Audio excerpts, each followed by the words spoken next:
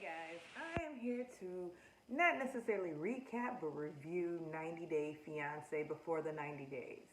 I'm not going to recap it scene by scene. Why? Because I don't watch all of the scenes. To be honest, I fast forward. I only go to the meat and potatoes of why we all came to see the show. And the first thing I will say is Yolanda. Yolanda's kids did a reverse image search on the Williams or Williams. And is it really Williams or she added an S? I just want to know. Inquiring minds want to know that did Yolanda add an S to Williams or did he present himself as Williams or William? I would love to know. I wish somebody could tell me. Please tell me. Anyhow, they did a reverse image search and it came back that boop, Williams is royalty free. Williams, this is a picture from iStock.com. And I know about iStock.com and royalty free and rights reserve and editorial pictures. And he is definitely royalty free because I am a graphic designer and I often have to buy images. Oh, if you need a graphic designer, DenaJackson.com. Check me out, DENA Jackson. Okay, anyhow, so with all this evidence, Yolanda is still in denial. She says, I really want to talk to him and see who that is in that picture. Girl, like, I know Yolanda has suffered through some trauma with the loss of her husband, but I mean, is she someone you just have to shake the shit out of? Like, Yolanda, like, she is somebody you definitely have to slap. And even after you slap her, she probably will not get it because she refuses to get it. Williams does not exist. He is a Nigerian who got into your DMs. You probably went to the place where it says, you have a request. She clicked on it and started a conversation. Like, I've clicked on requests before and started conversations just to say, hey, are you Nigerian? And then they disappear because it's just fun. Like, but Yolanda is someone who believes that whoever clicked that request button is somebody real. Like, when she clicked accept request, she believes that Williams is real. And that leads me to David. Now tell me something. Is there something in the water in Vegas for older people and above 40? Because both of these people have had evidence to show that they have been scammed. Because David, after coming back from the Ukraine, after being stood up 4 times by his beloved Lana of 7 years online, having never met Lana in person, but he is convinced that Lana is real after going to the address that was given on the cruise record that they were going on a cruise, and he went to the address that last episode, and the old man opens the door. He goes into the cafe, and I mean, all signs show that Lana has been scamming you. So then he gets back home and hires a private investigator, and his Russian friend who speaks Russian was translating. And it's like, the man came back and said, this person uses this picture for several accounts. And he's still not convinced. Like, that shit is sad. Like, when you are in denial, and I was like, denial, since you're in Vegas, denial is not a river at the Luxor Hotel, people. You are in denial. Like, did these two people, did David also suffer some sort of trauma that he is not convinced when all the evidence is laid out there for him that Lana is not real? In fact, the streets are talking. They think that Lana is dating Darcy's ex, Tom. That's what they're saying. They're saying that, let me find out that Tom's new girlfriend is Lana. I mean, that's a joke. We know it's a joke. Anyhow, let's get down to Ash and Avery, which Ash and Avery, like, Ash has proven himself to be an asshole. Like, he's an asshole, and he's a sexist, chauvinistic asshole who at a young age still has these archaic beliefs about male, female gender roles. And, it's like he totally excluded all of the trans community when he's speaking about feminine and masculine energy. And it's obvious he doesn't even really understand the concept of feminine and masculine energy, because he thinks if you're a woman, you have feminine. If you're a man, you have masculine. That's not how it works, David. At least from all the books that I've read, that's not how it works. I'm a woman and I have masculine tendencies because my energy is a little bit more aggressive, and they put that with the masculine. The feminine is the more passive, the more go with the flow energy, or the more, as he says, emotional, and the man is more logical, which he's full of shit. Like, he doesn't get it. He doesn't understand. So anyhow, we've gotten to the point where Avery's had it up to here, but I think for production's sake, she's gonna come back for a little bit more. We shall see. But Ash is accusing Avery of attacking him. Like, she never attacked him. Like, if he thinks that's an attack, man, not that he would, but let him not date a more aggressive woman in the United States, because that was not an attack. She was just asking him questions, which says to me, if I can't ask you a question and you respond like that, because in fact he is responding the way he says the feminine characteristic.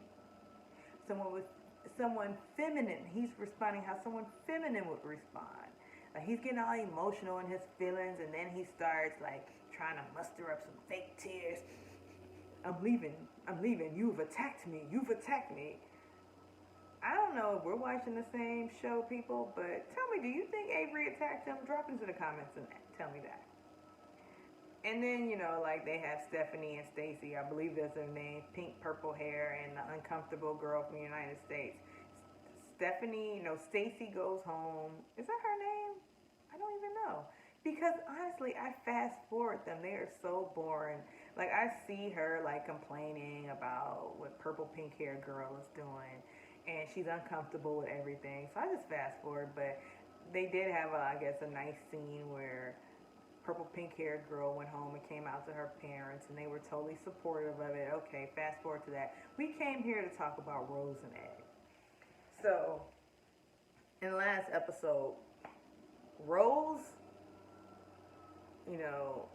Ed basically tells Rose, I'm going to have a vasectomy. I'm 54 years old. I don't want any more kids.